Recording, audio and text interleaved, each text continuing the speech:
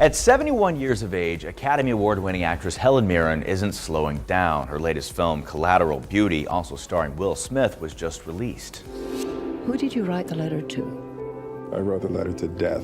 Nice to meet you. They're charmed, I'm sure. Nope.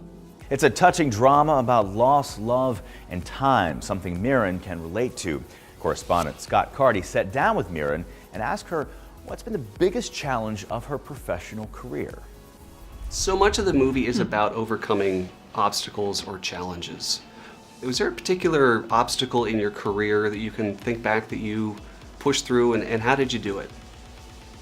Well, actually, one of the most challenging moments of my career was the day that my father died, speaking of death.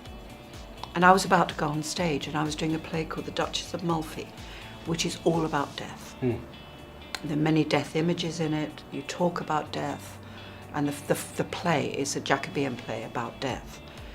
And I was just about to go on stage, literally 10 minutes, I was in my costume, makeup, ready to go on stage, and a phone call came and they said, "Helen, there's a very urgent phone call from your mother." And I remember I took it in the corridor, and my mother said, "Dad's dead." And my father had died of a heart attack like that. Totally fit and well and healthy and happy in the morning, and dead by 4 o'clock in the afternoon, died at home. And it was an unbelievable shock.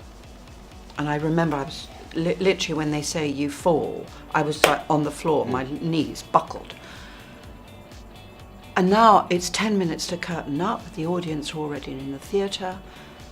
I've just been told my father's died, and I have to go on stage.